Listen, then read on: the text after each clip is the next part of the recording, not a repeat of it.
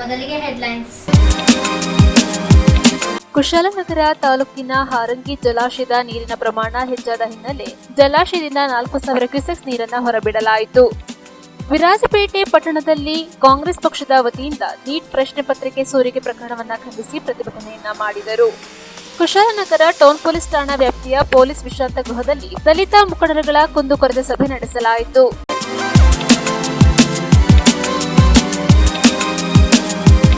ಕುಶಾಲನಗರ ತಾಲೂಕಿನಲ್ಲಿರುವ ಹಾರಂಗಿ ಜಲಾಶಯದ ನೀರಿನ ಪ್ರಮಾಣ ಹೆಚ್ಚಾಗಿದ್ದ ಹಿನ್ನೆಲೆ ಹಾರಂಗಿ ಜಲಾಶಯದಿಂದ ನದಿಗೆ ನೀರನ್ನು ಬಿಡಲಾಯಿತು. ಕುಶಾಲನಗರ ತಾಲೂಕಿನ ಹಾರಂಗಿಯಲ್ಲಿ ಸಂಜೆ 4 ಗಂಟೆಗೆ ಸರಿಯಾಗಿ ಹಾರಂಗಿ ಜಲಾಶಯದ 4 ಗೇಟ್ಗಳ ಮೂಲಕ ಸುಮಾರು 4,000 ಕ್ಯೂಸೆಕ್ ನೀರನ್ನ ನದಿಗೆ ಹರಿಯಬಿಡಲಾಯಿತು. ಇನ್ನು 2 ಅಡಿ ನೀರನ್ನ ಜಲಾಶಯ ಸ್ವೀಕರಿಸುವ ಸ್ಥಿತಿ ಇದ್ದರೂ ಜಲಾಶಯದ ರಕ್ಷಣಾ ದೃಷ್ಟಿಯಿಂದ ಒಳಹರಿವಿನ ಪ್ರಮಾಣ ಎಷ್ಟು ಇರುತ್ತದೆಯೋ ಅಷ್ಟನ್ನ ಹೊರಬಿಡಲಾಗುವುದು ಎಂದು ಸಹಾಯಕ ಎಕ್ಸಿಕ್ಯೂಟಿವ್ ಇಂಜಿನಿಯರ್ ಪುಟ್ಟಸ್ವಾಮಿ ಮಾಹಿತಿ ನೀಡಿದರು.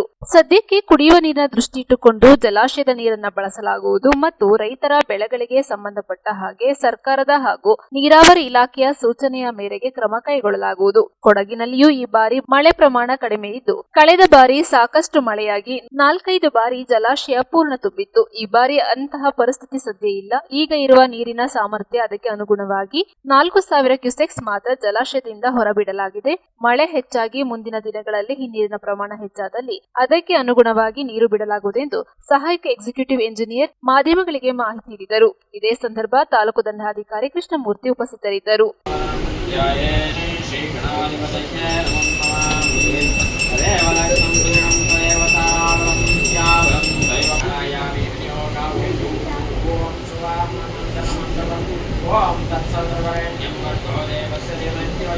ಈ ದಿನ ಹಾರಂಗಿ ಅಣೆಕಟ್ಟೆ ಒಟ್ಟು 8.5 TMC ಸಾಮರ್ಥ್ಯ ಇರ್ತದೆ.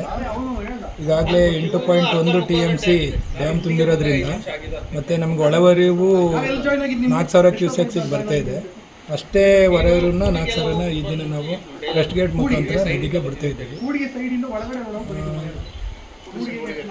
ಅದು ಈ ದಿನ ನಮಗೆ 2,858 ಅಡಿ ತುಂಬಿದೆ. ಇನ್ನು 1 ಅಡಿ ಮಾತ್ರ ಬಾಕಿ ಉಳಿಸ್ಕೊಂಡು ಏನು ಇನ್ಫ್ಲೋ ಬರ್ತಿದೆ ಔಟ್ಫ್ಲೋನ ಅಷ್ಟನ್ನ ಬಿಡ್ತಾ ಇದ್ದೀವಿ. ಮತ್ತು ಹಿಂದೆ ಮಳೆ ಏನಾರ ಜಾಸ್ತಿ ಹೆಚ್ಚಿನ ಪ್ರಮಾಣದಲ್ಲಿ ಮಳೆ ಆದರೆ ಹೆಚ್ಚಿನ ನೀರು ಬಂದರೂ ಕೂಡ ಅಷ್ಟೇ ನೀರನ್ನು ನಾವು ಕಷ್ಟಕರ ಮುಖಾಂತರ ನದಿಗೆ ಹರಿಸ್ತೀವಿ. ನ್ಯೂಸ್ ಸಂಗಮಕ್ಕಾಗಿ doctor H M Raghukoti, Kushalnagar. Kushalnagar town police ಠಾಣಾ ವ್ಯಾಪ್ತಿಯ ಪೊಲೀಸ್ ವಿಶ್ರಾಂತಿ ಗೃಹದಲ್ಲಿ ಪೊಲೀಸ್ ಉಪಾಧೀಕ್ಷಕರಾದ ಚಂದ್ರಶೇಖರ್ ಅವರ ಸಮ್ಮುಖದಲ್ಲಿ ದಲಿತ ಮುಖಂಡರುಗಳ ಕುಂದುಕೊರತೆ ಸಭೆ ನಡೆಯಿತು. ಕುಶಾಲನಗರ ಪಟ್ಟಣದ ಟೌನ್ ಪೊಲೀಸ್ ಠಾಣಾ ವ್ಯಾಪ್ತಿಯ ಪೊಲೀಸ್ ವಿಶ್ರಾಂತಿ ಗೃಹದಲ್ಲಿ ಪೊಲೀಸ್ ಉಪ ಅಧೀಕ್ಷಕರಾದ ಚಂದ್ರಶೇಖರ್ ಪೀರ್ ಅವರ ಅಧ್ಯಕ್ಷತೆಯಲ್ಲಿ ಕುಶಾಲನಗರ ಹಾಗೂ ಸೋಮವಾರಪೇಟೆ ತಾಲೂಕಿನ ದಲಿತ ಸಮಿತಿಯ ಸದಸ್ಯರುಗಳ ಕುಂದುಕೊರತೆ ಸಭೆಯು ನಡೆಯಿತು. ಸಭೆಯಲ್ಲಿ ತಾಲೂಕು ವ್ಯಾಪ್ತಿಯಲ್ಲಿ ಆಗುವಂತಹ ಸಮಸ್ಯೆಗಳ ಬಗ್ಗೆ ದಲಿತ ಮುಖಂಡರುಗಳು ಆರೋಪಿಸಿದರು. ತಾಲೂಕು ವ್ಯಾಪ್ತಿಯಲ್ಲಿ ಲಕ್ಷಾಂತರ ರು ವೆಚ್ಚದಲ್ಲಿ ನಿರ್ಮಿಸಿರುವ ಅಂಬೇಡ್ಕರ್ ಭವನ ನಿರ್ಮಾಣ ಇಲ್ಲದೆ ಪಾಳು ಬಿದ್ದಿದ್ದು ಸರಿಯಾದ ವ್ಯವಸ್ಥೆಗಳನ್ನು ಕಲ್ಪಿಸಿಕೊಡುವಲ್ಲಿ ಸಂಬಂಧಪಟ್ಟ ಸಮಾಜ ಕಲ್ಯಾಣ ಅಧಿಕಾರಿಗಳು ಕುಡಿಯುವ ನೀರು, ವಿದ್ಯುತ್ ಇವುಗಳನ್ನ ನೀಡದಿರುವುದರಿಂದ ಭವನ ಪಾಳು ಬಿದ್ದಿರುವ ಬಗ್ಗೆ ತಿಳಿಸಿದರು. ಇದೇ ಸಂದರ್ಭ ಕರ್ನಾಟಕ ದಲಿತ ಸಂಘರ್ಷ ಸಮಿತಿ ಭೀಮಗರ್ಜನೆಯ ಕೊಡಗು ಜಿಲ್ಲಾಧ್ಯಕ್ಷರಾದ LM ನಾಗರಾಜು ಮಾತನಾಡಿ, ಸುಂದರನಗರ ಗ್ರಾಮದ ಕೋರೆ ರಸ್ತೆಯಲ್ಲಿ ಸುಮಾರು 70 ವರ್ಷಗಳಿಂದ ನೂರಾರು ಕುಟುಂಬಗಳು ವಾಸ ಮಾಡುತ್ತಿದ್ದು ಇವರಿಗೆ ಹಕ್ಕುಪತ್ರ ಸಿಗದೆ ವಂಚಿತರಾಗಿದ್ದಾರೆ. ಇವರಿಗೆ ಹಕ್ಕುಪತ್ರ ದೊರಕಿಸಿಕೊಡುವಲ್ಲಿ ಸಂಬಂಧಪಟ್ಟ ಅಧಿಕಾರಿಗಳಿಗೆ ತಿಳಿಸಿಕೊಡುವಂತೆ ಮನವಿ ಮಾಡಿದರು. ಕುಶಾಲನಗರ ತಾಲೂಕಿನಲ್ಲಿ ಬಾಬು ಜಗಜೀವನ್ ರಾವ್ ರವರ ಭವನ ನಿರ್ಮಿಸಲು ಜಾಗವನ್ನ ಮಂಜೂರು ಮಾಡುವಂತೆ ಸಂಬಂಧಪಟ್ಟ ಇಲಾಖೆಗೆ ಪತ್ರ ಬರೆಯುವಂತೆ ರಘುರವರು ಒತ್ತಾಯಿಸಿದ್ದಾರೆ. ಇದೇ ಸಂದರ್ಭ ದಲಿತ ಮುಖಂಡರುಗಳು ಉಪಸ್ಥಿತರಿದ್ದರು. ವೇದಿಕೆಯಲ್ಲಿ ಕುಶಾಲನಗರ ಟೌನ್ ಪೊಲೀಸ್ ಠಾಣೆಯ ನಿರೀಕ್ಷಕರಾದ ಪ್ರದೀಪ್, ಸೋಮವಾರಪೇಟೆ ತಾಲೂಕಿನ ಶನಿವಾಸಂತೆ ಪೊಲೀಸ್ ವೃತ್ತ ನಿರೀಕ್ಷಕರಾದ ಕೃಷ್ಣರಾಜ್, ಕುಶಾಲನಗರ ಟೌನ್ SI ಶಿವಣ್ಣ, ಅಪರಾಧ ವಿಭಾಗದ SI ಗೀತಾ, ಸುಂಟಿಕೊಪ್ಪ ಠಾಣಾಧಿಕಾರಿ ಮೋಹನ್ ಕುಮಾರ್, ಗ್ರಾಮಾಂತರ ಠಾಣಾಧಿಕಾರಿ ರಾಮಚಂದ್ರ ಉಪಸ್ಥಿತರಿದ್ದರು. ಅಟ್ಲೀಸ್ಟ್ ಅಷ್ಟು ಕೋಟಿ ಅಷ್ಟು ಲಕ್ಷ ದುಡ್ಡು ಹಾಕಿ ಅಲ್ಲಿ ಮಾಡಿರೋ ಕೆಲಸದಲ್ಲಿ ಸುತ್ತ ಒಂದು ಕ್ಲೀನ್ ಇಲ್ಲ ಸರ್. ಅದು ಯಾಕೆ ಕ್ಲೀನ್ ಇಲ್ಲ? ಈಗ ಅಟ್ಲೀಸ್ಟ್ ಹೇಳ್ತಿದ್ವಲ್ವಾ, ನಮ್ಮ ಸಂಘಟನೆ ಕೊಡಿ, ನಾವು ಮಾಡ್ತೀವಿ ಸರ್. ಅಲ್ಲ ಹೇಳಿದ್ದು ಪ್ರಶ್ನೆಗೆ ಉತ್ತರ ಸರ್. ನಾನು ಪ್ರಶ್ನೆಗೆ ಉತ್ತರ ಸರ್. ನಮಗೆ ಈಗ ಇಲಾಖೆ ಬಿಲ್ಡಿಂಗ್ ಕಟ್ತಲ್ಲ ಸರ್, ಇಲಾಖೆ ನೋಡ್ಕೋಬೇಕದ್ನ. ಇಲಾಖೆ ನೋಡಕ್ ಅವಕಾಶ ಇಲ್ವಾ? ನಮಗೆ ಕೊಡ್ಬೇಕು ಸರ್. ಸಂಘಟನೆ ಇರ್ತೀವಿ, ನಾವು ಮಾಡ್ತೀವಿ ಸರ್. ಕೆಲಸನೇ ಪೂರ್ಣಗೊಂಡಿಲ್ಲ ಸರ್. ಕೆಲಸನೇ ಪೂರ್ಣಗೊಂಡಿಲ್ಲ. ಕೆಲಸದ ಬಗ್ಗೆ ಕಾಂಪೌಂಡ್ ಆಗಿಲ್ಲ. ಇವು ಕೀ ನೀವು ಏನೋ ಮಾಡಿಲ್ಲ ಸರ್. ಇವ್ರ ತಂದೆ ಕೀ ಇದೆ. 1 ವರ್ಷದಿಂದ ಪ್ರತಿಯೊಂದು ಹೋರಾಟ ಮಾಡ್ಕೊಂಡು ಬಂದಿದ್ದೀನಿ. ತಹಸೀಲ್ದಾರಿಗೆ ಮನವಿ ಕೊಟ್ಟು ತಹಸೀಲ್ದಾರ್ ಹೇಳಿದರು ಕೂಡಮಂಗ್ಳೂರು ಗ್ರಾಮ ಪಂಚಾಯತಿ ಕೊಡಿ, ಅವರು PDO ಮಾಡಿಕೊಡ್ತಾರೆ. ಸಮಾಜ ಕಲ್ಯಾಣ ಇಲಾಖೆ ಮತ್ತು ಅರಣ್ಯ ಇಲಾಖೆ ಅವರು ಸೇರಿ ಮಾಡಿಕೊಡ್ತಾರೆ ಅಂತ ಹೇಳಿ ನಾವು ಬರೀ ಹೋರಾಟ ಮಾಡೋದು, ಅಪ್ಲಿಕೇಶನ್ ಕೊಡೋದು. ಇಲ್ಲಿವರೆಗೂ ಕೂಡ ಸರ್ ಅಲ್ಲಿ SC ಬಗ್ಗೆ ಕಾನೂನು ರೀತಿಯಲ್ಲಿ ಯಾವ ಅಧಿಕಾರಿಯೂ ಕೂಡ ಕ್ರಮ ತಗೊಂಡಿಲ್ಲ ಸರ್. ನಾವು ಕೂಡ ಹೋರಾಟ ಮಾಡಿ ಸಾಕಾಗೋದಿಲ್ಲ ಸರ್. ಏನೊಂದು ಈ SC ಮೀಟಿಂಗ್ ಕರೆದಿದ್ದು ಇದರಿಂದ ನಿಮ್ಮಿಂದ ಏನಾದರೂ ಆ ಬಾಡಿ ಜನರಿಗೆ ಏನಾದ್ರು ಒಂದು ಅನುಕೂಲ ಹಕ್ಕುಪತ್ರ ಆಗ್ಬೋದು. ಎಷ್ಟು ಜಾಗ? ಒಂದು ಸುಮಾರು ಒಂದು 60-70 ಜನ ಇದೆ ಸರ್ಕಾರ. ಈಗ 4 ಎಕರೆ ಕೊಟ್ಟಿರ್ತಾರೆ, ಪೊಸಿಷನ್ ಹೋದಾಗ ಇವರು 5 ಎಕರೆ ಇರ್ತಾರೆ, ಇವರು 3 ಎಕರೆ ಇರ್ತಾರೆ. But 5 acre ಇದ್ದವನಿಗೆ 5 acre ಮಾಡ್ಕೊಡಲ್ಲ, 4 acre maximum. 3 ಎಕರೆ ಇರ್ತಾರೆ ಅಂತ ಪೊಸಿಷನ್, ಅಲ್ಲಿ 4 ಎಕರೆ ಮಾಡ್ಕೊಡಲ್ಲ. ಜಾಗ ಇದ್ದು ಅದನ್ನ ಮತ್ತೆ ರಿಸರ್ವೆ ಮಾಡಿ, ಮತ್ತೆ ರಿಯಾರ್ಡ್ ಮಾಡಿ, ಅದನ್ನ ಕ್ಯಾನ್ಸಲ್ ಮಾಡಿ ಮತ್ತೆ ಹಂಚಿ ಮಾಡ್ಕೊಡಂಗಿದ್ರೆ ಮಾಡ್ಬೋದಷ್ಟು ಬಿಟ್ರೆ, ಇವಾಗ ಹೊಸದಾಗಿ ಏನೇನು ಅಂತಂದ್ರೆ ಏನ್ ಪೊಸಿಷನ್ ಇದ್ದಾರೆ ಆ ಪೊಸಿಷನ್ಗೆ ದುರಸ್ತಿ ಮಾಡ್ಕೊಡ್ತಾ ಇದ್ದಾರೆ.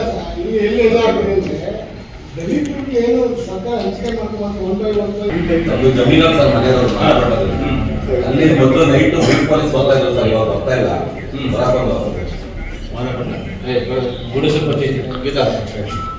ನಿಮ್ದಾದ ರೋಡ್ ನಿಮ್ಗೆ ಅಲ್ಲ, ನಮ್ಮ ಇವ್ರಿಗೆ ಇತ್ತೀಚೆಗೆ ಅಂದ್ರೆ ನಮ್ಮ ಕುಶಾಲ ತಾಲೂಕು ಆದ ಈಚೆಗೆ ಸುಮಾರು ನಮ್ಮ ಜನರದ್ದು ಜಾಗವನ್ನು ಖಾತೆ ವರ್ಗಾವಣೆ ಮಾಡಿದ್ದಾರೆ. ಅದ್ರ ಮತ್ತೆ ಸೇಲ್ ಕೂಡ ಮಾಡಿದ್ದಾರೆ. ಜಾಗ ಸೇಲ್ ಮಾಡಿದ್ದಾರೆ ಬೇರೆಯವರು, ನಮ್ಮ ಅಂದ್ರೆ ಬೇರೆಯವ್ರಿಗೆ. ನಮ್ಮ STSC ಲ್ಯಾಂಡ್ ಏನು ಸರ್ಕಾರದ ಗ್ರಾಂಟ್ ಆಗಿದೆ, ಗ್ರಾಂಟ್ ಚೇಂಜ್ ಮಾಡಿದ್ದಾರೆ, ಜಾಗನ ಕೂಡ ಸೇಲ್ ಮಾಡಿದ್ದಾರೆ. ಸೇಲ್ ಮಾಡಿದಂತ ರೆಕಾರ್ಡ್ನ ತಗೊಬಂದು ಇಲ್ಲಿ ಖಾತೆ ಕೂಡ ವರ್ಗಾವಣೆ ಮಾಡ್ಕೊಂಡಿದ್ದಾರೆ. ಅದನ್ನು ಕೂಡ ಕಂಪ್ಲೇಂಟ್ ಮಾಡಿದ್ವಿ. ಅದು ನಮ್ಗೇನು ಹೇಳ್ತಾ ಇದ್ದಾರೆ ಅಂತಂದ್ರೆ ನಿಮ್ಮವರೇ ಸರಿಯಿಲ್ಲ ಅಂತ ಹೇಳ್ತಾ ಇದ್ದಾರೆ. ಅಂದ್ರೆ ಜಾಗ ನೀವೇನ್ ಮಾರಾಟ ಮಾಡ್ಕೊಂಡಿದ್ರಿ, ನೀವೇ ಸರಿಯಿಲ್ಲ, ನಿಮ್ಮಿಂದನೇ ಆಗ್ತಾ ಇರೋ ಅಂತ ನಮ್ಮನ್ನೇ ಹೇಳ್ತಾ ಇದ್ದಾರೆ. ಅಲ್ಲ, ಒಂದು ಮಾತು ಹೇಳ್ತೀನಿ, ದಲಿತರ ಭೂಮಿನ ಸರ್ಕಾರ ದುರಸ್ತಿ ಕಾರ್ಯ ಮಾಡಕ್ಕೆ ಆದೇಶ ಮಾಡಿದೆ. ಆ ದುರಸ್ತಿ ಕಾರ್ಯ ಮಾಡುವ ಏನು 2 ಎಕರೆ ಕೆಂಚೇಶ್ವರದಲ್ಲಿ 2 ಎಕರೆ ಭೂಮಿ ಕೊಟ್ಟಿದ್ದೇವೆ. ನನ್ನ ಫಾದರಿಂದ ವ್ಯವಸಾಯ ಮಾಡ್ಕೊಂಡು ಜೀವನ ಮಾಡ್ತಾ ಇದ್ದಾರೆ. ದುರಸ್ತಿ ಕಾರ್ಯ ಬಂದಾಗ ದುರಸ್ತಿ ಮಾಡುವ 2 ಎಕರೆ ಭೂಮಿ 180 ಆಗುತ್ತದೆ. ಯಾಕೆ ಒಂದು 50 ಆಗುತ್ತೆ, ಒಂದು 80 ಆಗುತ್ತೆ. ಅರ್ಧ ಎಕರೆನೇ ಇರಲ್ಲ. ಇಲ್ಲಿ ದಾಖಲೆ 2 ಎಕರೆ ಇದೆ, ಸ್ವಾಧೀನ ನನ್ನ ಕಡೆ ಇದೆ, ದಾಖಲೆ ಇದೆ. ಇವ್ರು ದುರಸ್ತಿ ಬಂದು ಯಾಕೆ ಕಮ್ಮಿ ಬರ್ತೇವೆ? ಯಾಕೆ ಸರಿಯಾಗಿದ್ರೆ ನಾವು ಅದಕ್ಕೆ ಇಲ್ಲ. ಇಷ್ಟು ಜನ ಲಲಿತ ಸ್ವಾಮಿ ಅಧ್ಯಕ್ಷರು ಎಲ್ಲ ಲೀಡರ್ಸ್ ಇದ್ದಾರೆ. ಆದಿ ಕರ್ನಾಟಕಕ್ಕೆ ಯಾವ ಜಾತಿಗಳು, ಆದಿ ದ್ರಾವಿಡ ಜಾತಿಗೆ ಯಾವ ಜಾತಿಗಳು ಅಂತ ಕರ್ನಾಟಕದಲ್ಲಿ ಎಲ್ಲ ರೀಜನಲ್ಲೂ ಒಂದೇ ರೀತಿ ಇದೆಯಾ? ಇಲ್ಲ. ಯಾಕೆ?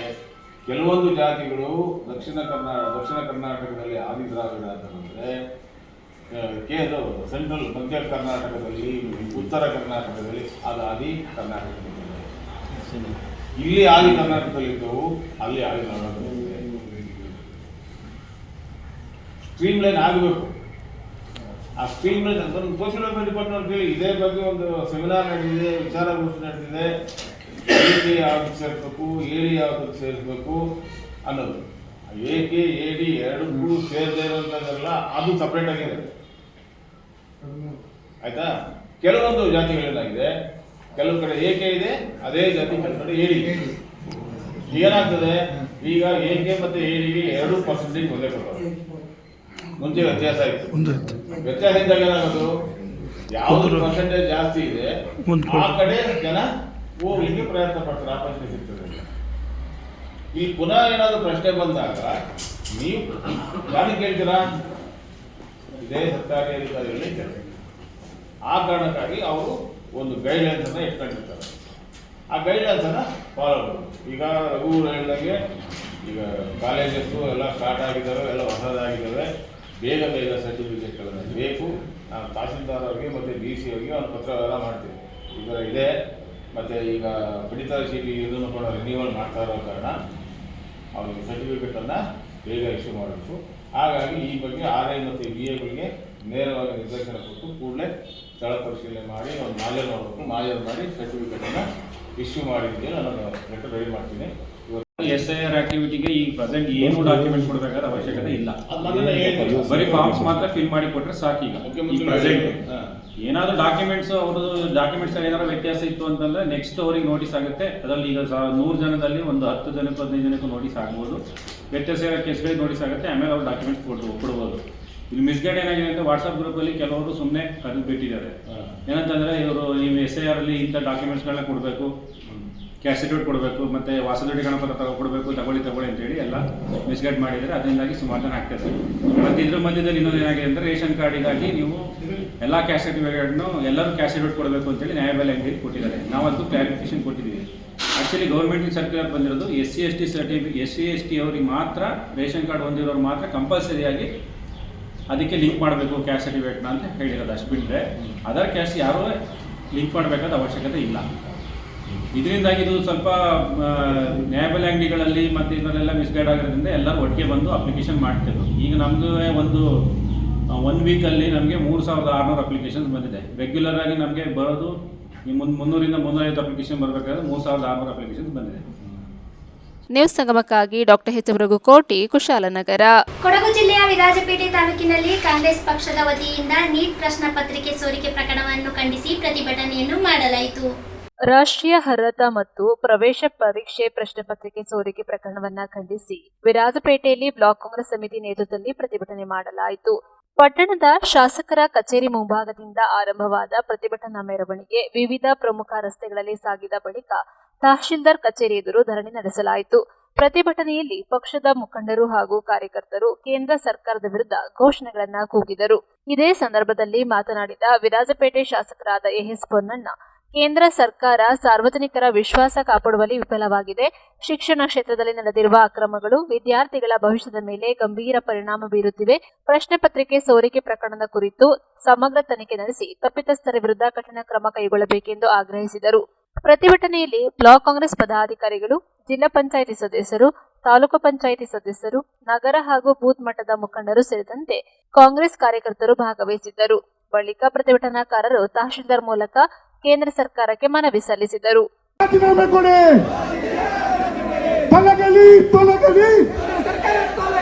ಕೇಂದ್ರ ಸರ್ಕಾರ ತೊಲಗಲಿ.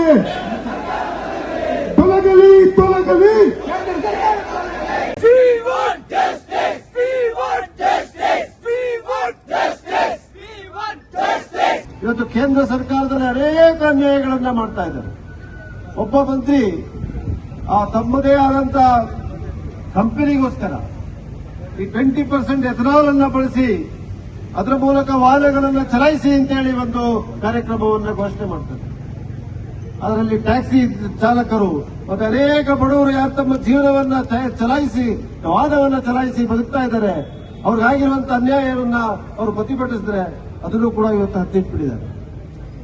ಎಥನಾಲ್ ಬಳಕೆಯನ್ನ ಮಾಡಿ ಯಾರೋ ಶ್ರೀಮಂತರಾಗೋದು, ಯಾರು ಬಡವರಿದ್ದಾರೆ ಅವರೆಲ್ಲ ತಮ್ಮ ಸಂಪಾದನೆಯನ್ನ ಕಳ್ಕೊಳ್ಳೋದು, ಈ ರೀತಿಯಾದಂತಹ ವ್ಯವಸ್ಥೆ ಆದಾಗ ಖಂಡಿತವಾಗಿ ಜನರಲ್ಲಿ ಆಕ್ರೋಶ ಉಂಟಾಗುವುದು ತಪ್ಪೇ ಅಲ್ಲ. ಇವತ್ತು ಬೆಲೆ ಏರಿಕೆ ಗಗನಕ್ಕೇರಿದೆ. 105 ರೂಪಾಯಿ ಪೆಟ್ರೋಲ್ ಆಗಿದೆ, 110 ರೂಪಾಯಿ ಪೆಟ್ರೋಲ್, 105 ರೂಪಾಯಿ ಪೆಟ್ರೋಲ್ ಆಗಿದೆ, 100 ರೂಪಾಯಿ ಡೀಸೆಲ್ ಆಗಿದೆ, 1000 ರೂಪಾಯಿ LPG ಆಗಿದೆ. ಇದನ್ನು ಪ್ರತಿಭಟಿಸಬಾರದು. 400 ರೂಪಾಯಿ ಇದ್ದಾಗ ತಮ್ಮ ತಲೆ ಮೇಲೆ LPG ಸಿಲಿಂಡರ್ನ ಒತ್ತಿ ಪ್ರತಿಭಟನೆ ಮಾಡಿ ನೀವು ಅಧಿಕಾರಕ್ಕೆ ಬಂದವರು. ಆ ಪ್ರತಿಭಟನೆಯನ್ನು ನಾವು ಒತ್ತಿಟ್ಕೊಳ್ಳಿತ್ತು.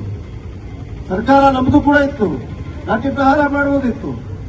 ಇವತ್ತು ಕೊಡಗಿನಲ್ಲಿ ತಾವು ನೋಡಿದಾಗ ಅನೇಕ ದಿನನಿತ್ಯ ಒಂದಲ್ಲ ಒಂದು ಪ್ರತಿಭಟನೆ ಆಗ್ತದೆ. ಅವ್ರ ಮೇಲೆ ಲಾಠಿ ಚಾರ್ಜ್ ಮಾಡಿಸಿದೀವ. ನಾನು ಕೂಡ ಕಳೆದ ಬಾರಿ ನನ್ನ ಮನೆ ಮುಂದೆನೇ ಪ್ರತಿಭಟನೆ ಮಾಡಿ, ಯಾವುದೋ ಘಟನೆ ಚಾಮರಾಜಪೇಟೆ ಬೆಂಗಳೂರಲ್ಲಿ ನಡೆದ ಘಟನೆಗೆ ನನ್ನ ಮುಂದೆ ಒಂದು 10 ಜನ ಬಿಜೆಪಿನವರು ಶಾಲಾ ಕಾಮೂನು ಪ್ರತಿಭಟನೆ ಮಾಡಿ, ನಾನು ಅವರ ಬಳಿ ಹೋಗಿ ಮಾತಾಡಿ ಅವ್ರಿಗೆ ಹೇಳಿದೆ, ಈ ಪ್ರತಿಭಟನೆಗೂ ಆಗಿರುವಂತಹ ಘಟನೆಗೂ ಏನ್ ಸಂಬಂಧ, ನಿಮ್ಮ ಈ ಮೂರ್ಖತನವನ್ನು ನಿಲ್ಲಿಸಿ. ಅವರು ಒಪ್ಕೊಂಡ್ರು, ನಾವು ಮಾಡ್ತಾ ಇರೋದು ಮೂರ್ಖತನ, ನಾವು ಹೋಗ್ತೀವಿ ಅಂತ ಹೇಳಿ ಹೊರಟೋದ್ರು. ಅದರಿಂದ ಇದಕ್ಕೆ ತಾವು ಮಾತಾಡೋದು ಸಂಘರ್ಷಕ್ಕೆ ಪ್ರತಿಭಟನೆ ನಡೀತು. ಆ ಪ್ರತಿಭಟನೆಯಲ್ಲಿ ನಾನು ಕೂಡ ಹೋಗಿ ಭಾಗವಹಿಸಿದ್ದೇನೆ. ರೈತ ಸಂಘದವರ ಪ್ರತಿಭಟನೆ ಅದು. ಆನೆ ತುಳಿತಕ್ಕೆ ಪಾಪ ಒಂದು ಅಮಾಯಕ ಮಹಿಳೆಯ ಸಾವಾಗಿತ್ತು. ನಮಗೆಲ್ಲರಿಗೂ ಕೂಡ ನೋವಾದಂತ ವಿಚಾರ. ಪ್ರತಿಭಟನೆಯಲ್ಲಿ ಭಾಗವಹಿಸಿ ನನ್ನ ಆಶ್ವಾಸನೆಯನ್ನು ಕೊಟ್ಟು ಯಾವ ರೀತಿ ಇದನ್ನ ಬಗೆಹರಿಸುವಂತ ಪ್ರಯತ್ನವನ್ನು ಮಾಡ್ತೇವೆ, ಕೇಂದ್ರ ಸರ್ಕಾರದ ಜವಾಬ್ದಾರಿ ಏನು ಅಂತ ಸಂಸದರ ಮುಂದೆನೆ ನಾನು ಅವ್ರಿಗೆ ಹೇಳಿದೆ. ನಂತರ ಪ್ರತಿಭಟನೆಯನ್ನು ಅವರು ಕೈ ಬಿಟ್ಟು ಮುಂದಕ್ಕೆ ಹೋದ್ರು. ಇದು ಪ್ರಜಾಪ್ರಭುತ್ವ ವ್ಯವಸ್ಥೆ. ಜನರನ್ನ ಲಾಠಿಯ ಮೂಲಕ, ಟಿಯರ್ ಗ್ಯಾಸ್ ಮೂಲಕ ಮಕ್ಕಳನ್ನ ಹೊಡೆಯುವಂಥದ್ದು, ಆ ಮಹಿಳೆಯರಂತ ಹೇಳುವಂತ ಕಥೆಗಳನ್ನ ಕೇಳಿದ್ರೆ ಕಣ್ಣಲ್ಲಿ ನೀರು ಬರ್ತದೆ. ಇಲ್ಲಿಂದ ಹೋಗ್ತೀಯಾ ಇಲ್ಲೊಂದು ಬಟ್ಟೆ ಬಿಚ್ಚಿ ಹೊಡಿತೀನಿ ಅಂತ ಒಬ್ಬ 18 ವರ್ಷದ ಮಹಿಳೆಗೆ ಪೊಲೀಸರು ಮಾತಾಡ್ತಾರೆ. ಈ ರೀತಿಯಾದಂತಹ ವ್ಯವಸ್ಥೆಯನ್ನ ಈ ದೇಶದಲ್ಲಿ ನಿರ್ಮಾಣ ಮಾಡಿ ನಾವು ಇನ್ನೂ ಅಧಿಕಾರದಲ್ಲಿ ಮುಂದುವರಿಬೇಕು ಅಂತ ಹೇಳಿದ್ರೆ ಇದನ್ನ ನಾವು ಒಪ್ಲಿಕ್ಕೆ ಸಾಧ್ಯನೇ ಇಲ್ಲ. ಯಾವ ಕಾರಣಕ್ಕೂ ಕೂಡ ಒಪ್ಲಿಕ್ಕೆ ಸಾಧ್ಯ ಇಲ್ಲ. ಇದು 1, 2, 3, 4, 5 ಅಂತಲ್ಲ ಘಟನೆ. ಇವತ್ತು ರಾಹುಲ್ ಗಾಂಧಿ ಅವರು ವಿರೋಧ ಪಕ್ಷದ ನಾಯಕರು, ಜನ ಆಯ್ಕೆ ಮಾಡಿ ಕಳಿಸಿರುವಂತಹ ವಿರೋಧ ಪಕ್ಷದ ನಾಯಕರು. ಅವ್ರನ್ನ ಮಾತಾಡೋದಕ್ಕೆ ಸಂಸತ್ನಲ್ಲಿ ಬಿಡೋದಿಲ್ಲ, ಸಂಸತ್ತಿನ ಹೊರಗಡೆ ಬಿಡೋದಿಲ್ಲ. ನಿನ್ನೆ ರ್ಯಾಪಿಡ್ ಆಕ್ಷನ್ ಫೋರ್ಸ್ ಮೂಲಕ ಅವರ ಇಡೀ ಮನೆಯನ್ನ ಸುತ್ತಿ ಬೆಂಗಾವಲನ್ನು ಇಟ್ಟಿದ್ದಾರೆ. ಅವ್ರು ಯಾವಾಗ ಕಾವಲು ಕೊಡಬೇಕು ಅವಾಗ ಕೊಡ್ತಾ ಇಲ್ಲ. ಅವ್ರು ಯಾವ ಪ್ರತಿಭಟನೆಯಲ್ಲಿ ಭಾಗವಹಿಸ್ತಾರೆ ಅಂತ ಹೇಳುವಂತ ಭಯ. ಈ ರೀತಿಯಾಗಿ ಭಯದಿಂದ ಇವತ್ತು ಸರ್ಕಾರ ಕೇಂದ್ರದಲ್ಲಿ ನಡೀತಾ ಇರೋದು ನೋಡಿದಾಗ ನಿಜವಾಗ್ಲೂ ನಮ್ಗೆಲ್ಲರಿಗೂ ಕೂಡ ಬಹಳ ದುಃಖ ಆಗ್ತದೆ. ಅದರಿಂದ ಈ ಪ್ರತಿಭಟನೆಯನ್ನ ಬರೀ ಸಾಂಕೇತಿಕವಾಗಲ್ಲ, ಇದನ್ನ ಕೊನೆಯವರೆಗೂ ತಗೊಂಡು ಹೋಗುವಂತ ಜವಾಬ್ದಾರಿ ಪ್ರತಿಯೊಬ್ಬ ಕಾಂಗ್ರೆಸ್ಸಿಗರ ಮೇಲೆ ಇದೆ ಅಂತ ಹೇಳಲಿಕ್ಕೆ ನಾನು ಇವತ್ತು ಬಯಸ್ತಾ ಇದ್ದೇನೆ. ಜನರ ಸಮಸ್ಯೆಗಳಿಗೆ ಸ್ಪಂದಿಸಿ, ಮಕ್ಕಳ ಮಹಿಳೆಯರ ಆತಂಕವನ್ನ ಎದುರಿಸಿ ಅವರಿಗೆ ಇವತ್ತೊಂದು ಭಯಮುಕ್ತವಾದಂತ ಭಾರತ ದೇಶವನ್ನ ಕಟ್ಟುವಂತ ಜವಾಬ್ದಾರಿಯನ್ನು ಹೊತ್ತಿ ಈ ದೇಶಕ್ಕೆ ಸ್ವಾತಂತ್ರ್ಯ ಕೊಡಿಸಿದಂತ ಪಕ್ಷ ಕಾಂಗ್ರೆಸ್ ಪಕ್ಷ. ಅದರಿಂದ ಇವತ್ತು ಸ್ವಾತಂತ್ರ್ಯಕ್ಕೆ ಇಂಟರ್ನೆಟ್ ಕಡಿತ ಮಾಡಿದ್ದಾರೆ, ದೆಹಲಿನಲ್ಲಿ ಇಂಟರ್ನೆಟ್ ಕಡಿತ ಮಾಡಿದ್ದಾರೆ. ಅದರಿಂದ ಸ್ವಾತಂತ್ರ್ಯಕ್ಕೆ, ಈ ದೇಶದ ಸ್ವಾತಂತ್ರ್ಯಕ್ಕೆ ಇವತ್ತು ಆತಂಕ ಉಂಟಾಗುವಂತ ಒಂದು ಪ್ರದರ್ಶನವನ್ನ ಕೇಂದ್ರ ಸರ್ಕಾರ ಮೊನ್ನೆ ದೆಹಲಿಯಲ್ಲಿ ಮಾಡಿದ್ದಾರೆ. ಇದನ್ನು ತೀವ್ರವಾಗಿ ಖಂಡಿಸಿ ಈ ಪ್ರತಿಭಟನೆಯನ್ನ ರಾಹುಲ್ ಗಾಂಧಿ ಅವರ ನೇತೃತ್ವದಲ್ಲಿ ಇಡೀ ದೇಶದಲ್ಲಿ ಹಮ್ಮಿಕೊಂಡು ನಾವು ಆ ಮಕ್ಕಳಿಗೆ, ಆ ವಿದ್ಯಾರ್ಥಿಗಳಿಗೆ, ಆ ವಿದ್ಯಾರ್ಥಿನಿಯರಿಗೆ, ಆ ಮಹಿಳೆಯರಿಗೆ ನಾವು ನ್ಯಾಯ ಕೊಡಿಸುವಂತ ಕೆಲಸವನ್ನ ಖಂಡಿತವಾಗಿ ಮಾಡೇ ಮಾಡ್ತೀವಿ ಅಂತ ಹೇಳುವಂತ ಮಾತನ್ನ ಹೇಳಬೇಕಾಗುತ್ತೆ. ಸುರೇಶ್ ಏನು ಲಾಂಬ ಅಂತ ಹೇಳುವಂಥದ್ದು. ನಾನಿವತ್ತು ಅನೇಕ ಪೊಲೀಸ್ ನಮ್ಮ ಇಲಾಖೆಯವರು ಇಲ್ಲಿದ್ದಾರೆ, ಅವ್ರನ್ನ ಕೇಳಲಿಕ್ಕೆ ಬಯಸ್ತೇನೆ. ನೀವು ರಾಜಕೀಯವಾದಂತ ಒತ್ತಡ ಇಲ್ಲದೆ, ನಿಮ್ಗೆ ಆ ರೀತಿಯಾದಂತ ನಿರ್ದೇಶನಗಳಿಲ್ಲದೆ ಯಾವ ಪೊಲೀಸ್ನವನು ಕೂಡ ಕೈ ಮಾಡಲಿಕ್ಕೆ ಸಾಧ್ಯನೇ ಇಲ್ಲ. ಅದರಿಂದ ಇವತ್ತು ಆ ಮಹಿಳೆ ಮೇಲೆ ಆಗಿರುವಂತಹ ಹಲ್ಲೆ ನೇರವಾಗಿ ಕೇಂದ್ರ ಸರ್ಕಾರದ ನಿರ್ದೇಶನದ ಮೇಲೆ ಆಗಿರುವಂತದ್ದು ಅಂತ ಹೇಳೋದನ್ನ ನಾವು ಒಪ್ಪಲೇಬೇಕಾಗುತ್ತೆ. ಅದರಿಂದ ಈ ಮಹಿಳೆಗಳಿಗಾಗಿರುವಂತಹ ಅನ್ಯಾಯ, ವಿದ್ಯಾರ್ಥಿಗಳಿಗಾಗಿರುವಂತಹ ಅನ್ಯಾಯ, ಅವರ ಪೋಷಕರಿಗಾಗಿರುವಂತಹ ಅನ್ಯಾಯ, ಈ ದೇಶದ ಮೇಲೆ ನಡೀತಾ ಇರುವಂತಹ ದೌರ್ಜನ್ಯವನ್ನ ಖಂಡಿಸಿ ಅವರಿಗೆಲ್ಲರಿಗೂ ಕೂಡ ನ್ಯಾಯ ಕೊಡಿಸುವಂತ ಈ ಹೋರಾಟವನ್ನ ನಾವು ಮುಂದುವರಿಸಬೇಕು. ಇದರಲ್ಲಿ ನಮ್ಗೆ ಯಶಸ್ಸು ಸಿಗುತ್ತೆ. ಆ ಧರ್ಮೇಂದ್ರ ಪ್ರಧಾನ್ ಎಂಬಂತ ಒಬ್ಬ ಶಿಕ್ಷಣ ಸಚಿವ ಆತನ ರಾಜೀನಾಮೆಯನ್ನ ಕೊಡಿಸದೆ ಒಂದು ಪ್ರತಿಷ್ಠೆಯಾಗಿ, ನನಗೆ ಇಳಿದಂತೆ ಧರ್ಮೇಂದ್ರ ಪ್ರಧಾನ್ ಅವರು ರಾಜೀನಾಮೆ ಕೊಡ್ಲಿಕ್ಕೆ ಸಿದ್ಧರಾಗಿದ್ದಾರೆ. ಅವರು ನಮ್ಮ ರಾಜೀನಾಮೆ ಪತ್ರವನ್ನ ಸಹಿ ಮಾಡಿ ಕೂಡ ಇಟ್ಕೊಂಡಿದ್ದಾರೆ. ಆದ್ರೆ ಅದನ್ನು ಕೊಡೋದನ್ನ ನಿಲ್ಲಿಸಿರುವಂತ ಕೆಲವರು ಪ್ರತಿಷ್ಠೆಯಾಗಿ ಇಟ್ಕೊಳ್ಳೋದನ್ನು ನಿಲ್ಲಿಸಿದ್ದಾರೆ. ಇದು ಪ್ರತಿಷ್ಠೆಯ ವಿಚಾರ ಅಲ್ಲ. ನಮ್ಮಲ್ಲೂ ಕೂಡ ಆರೋಪಗಳು ಬಂದಾಗ ಮಂತ್ರಿಗಳು ರಾಜೀನಾಮೆಯನ್ನು ಕೊಟ್ಟಿದ್ದಾರೆ. ಈಗ ನಮ್ಮ ಬುಡಕಟ್ಟು ಜನಾಂಗದ ಸಚಿವರಾಗಿದ್ದಂತ ನಾಗೇಂದ್ರ ಅವರು ಮೊದಲನೇ ಪ್ರಶ್ನೆ ಬಂದಾಗಲೇ ತಮ್ಮ ರಾಜೀನಾಮೆಯನ್ನ ಬಿಸಾಕಿ ಹೋದರು. ಇವತ್ತು ಅವರು ಕಾನೂನಿನಲ್ಲಿ ಪೂರ್ಣವಾಗಿ ಮುಕ್ತರಾಗಿದ್ದಾರೆ. ಇದು ನಮ್ಮ ಸಂಪ್ರದಾಯ, ಇದು ನಮ್ಮ ಸಂಸ್ಕೃತಿ. ಧರ್ಮೇಂದ್ರ ಪ್ರಧಾನ್ ರವರು ಜವಾಬ್ದಾರಿಯನ್ನು ಹೊತ್ತಿ ರಾಜೀನಾಮೆಗೆ ಕೊಡಲಿಕ್ಕೆ ಮುಂದಾದ್ರೂ ಕೂಡ ಅವ್ರನ್ನ ತಡಿತಾ ಇರೋದನ್ನ ನೋಡಿದಾಗ ಇದು ಪ್ರಜಾಪ್ರಭುತ್ವನೋ, ಸರ್ವಾಧಿಕಾರಿಯೋ, ಹಿಟ್ಲರ್ ಮತ್ತೆ ಹುಟ್ಟು ಬಂದಿದ್ದಾನೋ ಅಂತ ಹೇಳುವಂತ ಪ್ರಶ್ನೆಗಳು ಉದ್ಭವ ಆಗ್ತವೆ. ಅದರಿಂದ ಈ ನ್ಯಾಯಕ್ಕೋಸ್ಕರ ಈ ಜನರ ಪರವಾಗಿ, ಮಹಿಳೆಯರ ಪರವಾಗಿ, ಮಕ್ಕಳ ಪರವಾಗಿ ನಾವು ಧ್ವನಿ ಎತ್ತಿ ನಾವು ಜೊತೆ ನಿಲ್ಲೇಬೇಕಾಗುತ್ತೆ. ಈ ಪ್ರತಿಭಟನೆಯಲ್ಲಿ ಪ್ರಾರಂಭ ಇದು ನ್ಯಾಯ ಸಿಗೋವರೆಗೂ ನಡೀತದೆ. ತಮ್ಗೆಲ್ಲರಿಗೂ ಕೂಡ ಈ ಒಂದು ಪ್ರತಿಭಟನೆಯಲ್ಲಿ ಭಾಗವಹಿಸಿದ್ದಕ್ಕೆ ಧನ್ಯವಾದಗಳು ಹೇಳಿ ನನ್ನ ಮಾತನ್ನು ಮುಗಿಸ್ತೇನೆ. ನ್ಯೂಸ್ ಸಂಗಮಕ್ಕಾಗಿ ದುಗುಳ ಸದಾನಂದ, ನಾಪೋಕ್ಲು. ಕೊಡಗು ಜಿಲ್ಲೆಯ ನಾಪೋಕ್ಲು ಸಮೀಪದ ಚೆರಂಬಾಣಿಯಲ್ಲಿ ಮಹಿಳಾ ಒಕ್ಕೂಟದ ವತಿಯಿಂದ ಎಸ್ ಜಾನಕಿ ಅವರಿಗೆ ಭಾವಪೂರ್ಣ ಗೀತ ನಮನ ಕಾರ್ಯಕ್ರಮ ಹಮ್ಮಿಕೊಳ್ಳಲಾಯಿತು. ಚೇರಂಬಾಣೆ ಗೌಡ ಮಹಿಳಾ ಒಕ್ಕೂಟದ ವತಿಯಿಂದ ಅಗಲಿದ ತಾರೆ ದಕ್ಷಿಣ ಭಾರತದ ಗಾನ ಕೋಗಿಲೆ ಎಸ್ ಜಾನಕಿ ಅವರಿಗೆ ಭಾವಪೂರ್ಣ ಗೀತ ನಮನ ಕಾರ್ಯಕ್ರಮ ಹಮ್ಮಿಕೊಳ್ಳಲಾಗಿತ್ತು.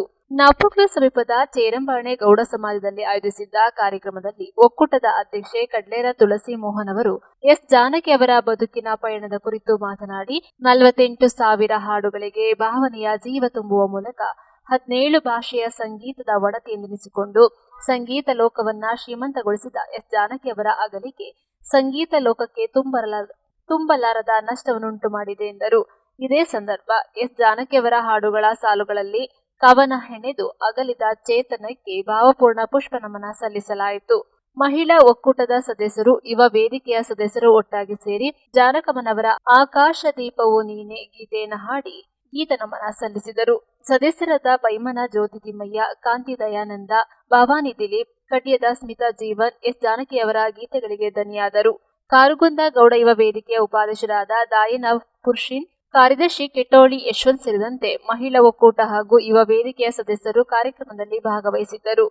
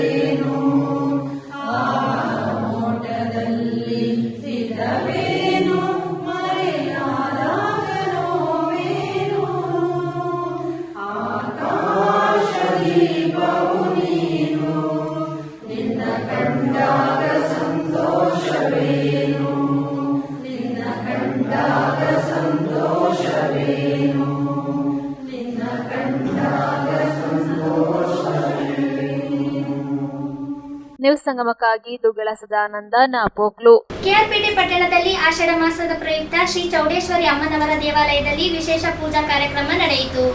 ಕೆಆರ್ಪೇಟೆ ಪಟ್ಟಣದ ಹೊರವಲಯದ ಹೇಮಗಿರಿ ರಸ್ತೆಯ ಪಕ್ಕದ ಜಲಸೂರು ಬೈಪಾಸ್ ರಸ್ತೆಯಲ್ಲಿರುವ ಶ್ರೀ ಚೌಡೇಶ್ವರಿ ಅಮ್ಮನವರ ದೇವಾಲಯದಲ್ಲಿ ಆಷಾಢದ 2ನೇ ಶುಕ್ರವಾರದ ವಿಶೇಷ ಪೂಜಾ ಕಾರ್ಯಕ್ರಮಕ್ಕೆ ಭಕ್ತ ಸಾಗರವೇ ಹರಿದು ಬಂತು. ವರಾಹಿ ಅಲಂಕಾರದಲ್ಲಿ ಕಂಗೊಳಿಸಿದ ತಾಯಿ ಶ್ರೀ ಚೌಡೇಶ್ವರಿ ಅಮ್ಮನವರ ದರ್ಶನವನ್ನ ಪಡೆದ ಭಕ್ತರು ಪುನೀತರಾದರು. ಮುಂಜಾನೆಯಿಂದಲೇ ಆರಂಭವಾದ ಪೂಜೆ ಪುರಸ್ಕಾರಗಳು ಹಾಗೂ ಹೋಮ ಹವನಗಳಲ್ಲಿ ಸಾವಿರಾರು ಭಕ್ತಾದಿಗಳು ಭಾಗವಹಿಸಿ ತಾಯಿಯ ದರ್ಶನವನ್ನ ಪಡೆದು ಅನ್ನ ಪ್ರಸಾದವನ್ನ ಸ್ವೀಕರಿಸಿ ಕೃತಾರ್ಥರಾದರು. ದೇವಾಲಯ ವ್ಯವಸ್ಥಾಪನಾ ಸಮಿತಿ ಅಧ್ಯಕ್ಷ ಉದ್ಯಮಿ ಕೆಎಚ್ಆರ್ ಚಂದ್ರಶೇಖರ್ ಮಾತನಾಡಿ, ಬೇಡಿ ಬಂದ ಭಕ್ತರ ಕೋರಿಕೆಗಳನ್ನ ಹಾಗೂ ಇಷ್ಟಾರ್ಥಗಳನ್ನ ಕರುಣಿಸಿ ಈಡೇರಿಸುತ್ತಿರುವ ಚೌಡೇಶ್ವರಿ ದೇವಿಯ ಅನುಗ್ರಹದ ಶಕ್ತಿಯಿಂದಾಗಿ ಆಷಾಢ ಮಾಸದ ಶುಕ್ರವಾರದ ಪೂಜೆಗೆ ವಿಶೇಷವಾದ ಮಹತ್ವವಿದೆ. ಇಂದಿನ ಪೂಜಾ ಕಾರ್ಯಕ್ರಮದಲ್ಲಿ ದೇವಾಲಯಕ್ಕೆ ಆಗಮಿಸಿದ ಭಕ್ತಾದಿಗಳಿಗೆ ಪುಳಿಯೋಗರೆ ಹಾಗೂ ಸಿಹಿ ಪೊಂಗಲ್ ಪ್ರಸಾದವನ್ನ ವಿತರಿಸಲಾಗುತ್ತಿದೆ. ಇಂದಿನ ಒತ್ತಡದ ಜೀವನದಲ್ಲಿ ಮಾನವರಾದ ನಾವು ಒತ್ತಡಗಳಿಂದ ಮುಕ್ತರಾಗಿ ಮಾನಸಿಕ ನೆಮ್ಮದಿಯನ್ನ ಪಡೆಯಬೇಕಾದರೆ ದೇವರು ಮತ್ತು ಧರ್ಮದ ಮೊರೆ ಹೋಗುವುದು ಅನಿವಾರ್ಯವಾಗಿದೆ ಎಂದು ತಿಳಿಸಿದರು. ಶರತ್ ಆಚಾರ್ಯ ಹಾಗೂ ರವಿಶಾಸ್ತ್ರಿ ಅವರ ನೇತೃತ್ವದಲ್ಲಿ ಪೂಜಾ ವಿಧಿವಿಧಾನಗಳು ಶ್ರದ್ಧಾ ಭಕ್ತಿಯಿಂದ ನಡೆದವು. ಈ ವಿಶೇಷ ಪೂಜಾ ಕಾರ್ಯಕ್ರಮಕ್ಕೆ ಶಾಸಕರಾದ ಎಚ್.ಡಿ. ಮಂಜು ದಂಪತಿಗಳು, ರಾಜ್ಯದ ಮಾಜಿ ಸಚಿವರಾದ ಡಾ. ನಾರಾಯಣಗೌಡ ದಂಪತಿಗಳು, ಮಾಜಿ ಶಾಸಕರಾದ KB Chandrashekhar, B Prakash, KUIDFC ಮಾಜಿ ಅಧ್ಯಕ್ಷರಾದ ಎಂಡಿ ಕೃಷ್ಣಮೂರ್ತಿ, ಕರ್ನಾಟಕ ರಾಜ್ಯ ಕೈಮಗ್ಗ ಅಭಿವೃದ್ಧಿ ನಿಗಮದ ಅಧ್ಯಕ್ಷರಾದ ಬಿ ನಾಗೇಂದ್ರ ಕುಮಾರ್, ಕೆಪಿಸಿಸಿ ಸದಸ್ಯರಾದ ಕಿಕ್ಕೇರಿ ಸುರೇಶ್, ಪುರಸಭೆ ಹಿರಿಯ ಸದಸ್ಯರಾದ ಡಿ ಪ್ರೇಮ್ಕುಮಾರ್, ಮಂಡ್ಯ ಹಾಲು ಒಕ್ಕೂಟದ ನಿರ್ದೇಶಕರಾದ ಡಾಲು ರವಿ, ಮನ್ಮೂಲ್ ಮಾಜಿ ಅಧ್ಯಕ್ಷರಾದ ಎಂಬಿ ಹರೀಶ್ ದಂಪತಿಗಳು, ಡಿಸಿಸಿ ಬ್ಯಾಂಕ್ ನಿರ್ದೇಶಕರಾದ ಅಂಬರೀಶ್ ದಂಪತಿಗಳು ಸೇರಿದಂತೆ ವಿವಿಧ ಸಂಘ ಸಂಸ್ಥೆಗಳ ಅಧ್ಯಕ್ಷರು ಹಾಗೂ ಪದಾಧಿಕಾರಿಗಳು ಭಾಗವಹಿಸಿ ತಾಯಿಯ ಕೃಪೆಗೆ ಪಾತ್ರರಾದರು.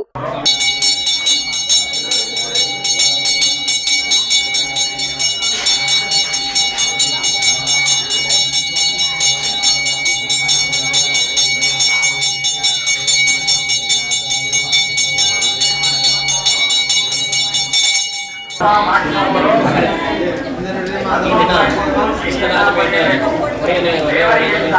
ರಸ್ತೆಯಲ್ಲಿ ಶ್ರೀ ಚೌಡೇಶ್ವರಿ ದೇವಸ್ಥಾನದಲ್ಲಿ ವಿಶೇಷವಾಗಿ ವಾರಾಹಿ ಅಲಂಕಾರವನ್ನು ಮಾಡಲಾಗಿದೆ. ಈ ನವರಾತ್ರಿ ಏನು ಬರುತ್ತೋ ಅದೇ ರೀತಿಯಲ್ಲಿ ಈ ಆಷಾಢ ಮಾಸದಲ್ಲಿ ಗುಪ್ತ ನವರಾತ್ರಿ ಅಂತೇಳಿ ವಾರಾಹಿಗೆ ವಿಶೇಷವಾಗಿ ಪೂಜೆ ಪುನಸ್ಕಾರಗಳಿದೆ. ಅದೇ ರೀತಿಯಲ್ಲಿ ಈ ದಿನ ವಿಶೇಷವಾಗಿ ಚೌಡೇಶ್ವರಿಗೆ ವಾರಾಹಿ ಅಲಂಕಾರವನ್ನು ಮಾಡಿ ಅನ್ನ ಸಂತರ್ಪಣೆ ಕಾರ್ಯಕ್ರಮವನ್ನು ಭಕ್ತಾದಿಗಳಿಗೆ ಅಂತೇಳಿ ವಿಶೇಷವಾಗಿ ಪೂಜೆ ಪುನಸ್ಕಾರಗಳಿಂದ ಬೆಳಗಿನ ಅಭಿಷೇಕ ಅಲಂಕಾರ ಮಹಾಮಂಗಳಾರತಿಗಳೆಲ್ಲ ನಡೆದಿದೆ. ಕೃಷ್ಣರಾಜಪೇಟೆ ಗ್ರಾಮಸ್ಥರು ಹಾಗೂ ಗ್ರಾಮದವರು ಹೆಚ್ಚಿನ ಸಂಖ್ಯೆಯಲ್ಲಿ ಭಗವತಿಯ ಸೇವೆಗೆ ಶರತಾಚಾರ್ಯ ಅಂತೇಳಿ ದೇವಸ್ಥಾನದ ನ್ಯೂಸ್ ಸಂಗಮಕ್ಕಾಗಿ ಡಾಕ್ಟರ್ ಕೆಆರ್ ನೀಲಕಂಠ, ಕೆಆರ್ಪೇಟೆ. ಕುಶಾಲನಗರ ತಾಲೂಕಿನ ಪುರಸಭಾ ವ್ಯಾಪ್ತಿಗೆ ಸಂಬಂಧಿಸಿದ ಬೈಚನಹಳ್ಳಿ ಕಾವೇರಿ ಬಡಾವಣೆಯ ಕೋಟ್ಯಾಂತರ ರೂಪಾಯಿ ಬೆಲೆ ಬಾಳುವ ಜಾಗಗಳು ಸಂಪೂರ್ಣ ಕಾಡುಮಯವಾಗಿದೆ. ಸಂಬಂಧಪಟ್ಟ ಪುರಸಭೆ ಅಧಿಕಾರಿಗಳು ಇತ್ತ ಗಮನ ಹರಿಸಬೇಕಾಗಿದೆ.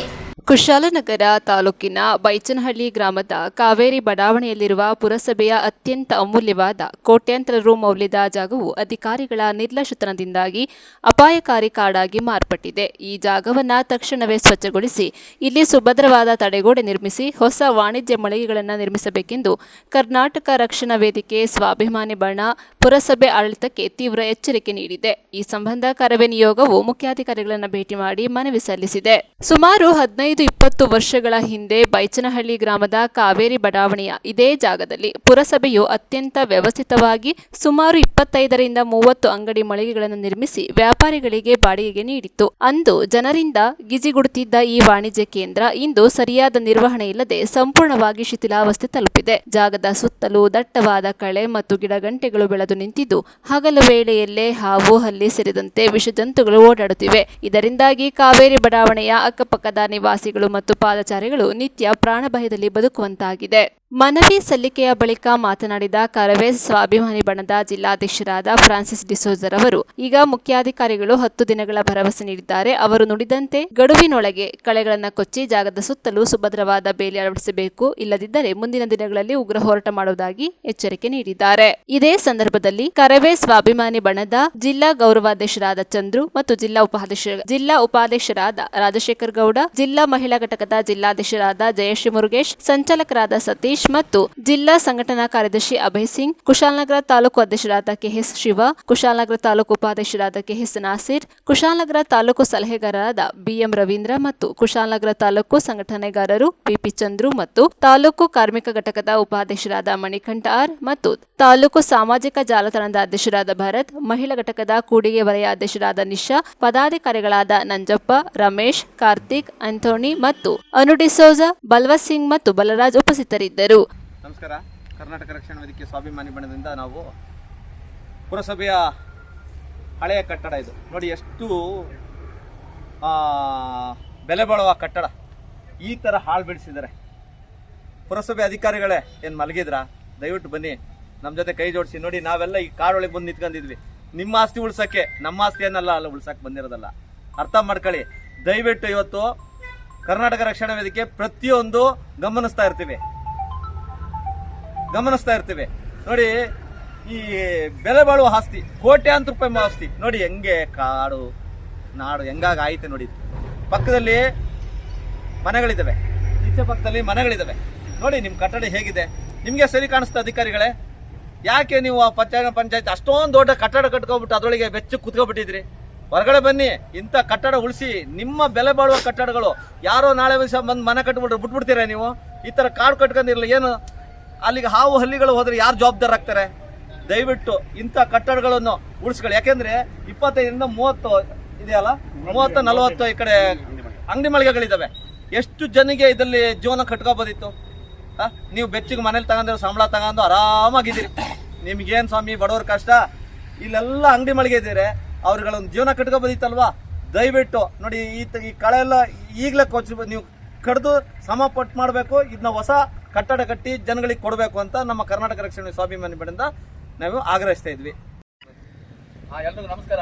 ಕರ್ನಾಟಕ ರಕ್ಷಣಾ ವೇದಿಕೆ ಸ್ವಾಭಿಮಾನ ಬಣದಿಂದ ಇವತ್ತು ನಮ್ಮ ಜಿಲ್ಲಾಧ್ಯಕ್ಷರು ಮತ್ತು ಜಿಲ್ಲಾ ಮಹಿಳಾ ಘಟಕ ಅಧ್ಯಕ್ಷರು, ತಾಲೂಕು ಅಧ್ಯಕ್ಷರು, ನಾವೆಲ್ಲರೂ ಸದಸ್ಯರು ಬಂದು ಇಲ್ಲಿ ಮಾತಾಡೋದೇನಪ್ಪ ಅಂತ ಹೇಳಿದ್ರೆ, ಕೆಲವಾರು ವರ್ಷದಿಂದ ಇದು ಪಟ್ಟಣ ಪಂಚಾಯತಿದ್ದಾಗ ಈ ಬಿಲ್ಡಿಂಗ್ಗಳು ಬೀಳುತ್ತೆ ಅಂತ ಒಂದು ಲೆಕ್ಕದಲ್ಲಿ ಇದ್ದವ್ರನ್ನೆಲ್ಲ ಖಾಲಿ ಮಾಡಿ ಮುಚ್ಚಿದ್ದಾರೆ.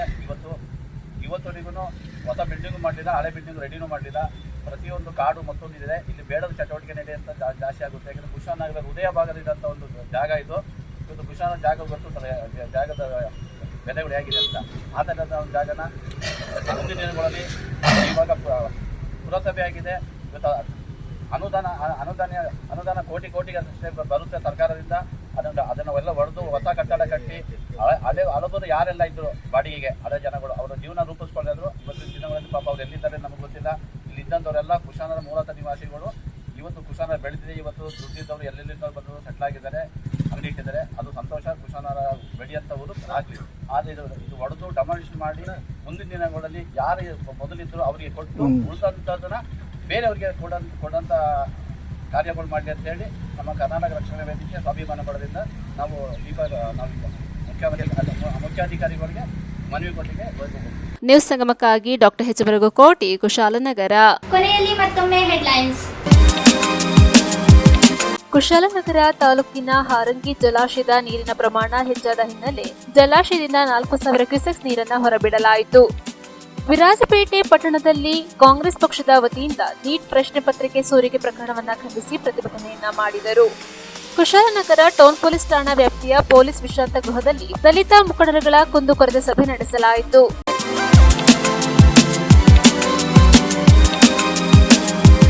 ಇಲ್ಲಿಗೆ ನ್ಯೂಸ್ ಸಂಗಮ ಮುಕ್ತಾಯವಾಯಿತು. ಸುದ್ದಿ, ಮಾಹಿತಿ, ಮನೋರಂಜನೆಗಾಗಿ ನೋಡ್ತಾ ಇರಿ ಸಂಗಮ ಟಿವಿ. ವಂದನೆಗಳೊಂದಿಗೆ ಲಕ್ಷ್ಮೀ ಸಂತೋಷ್ ಗೊಬ್ಬಳಿ.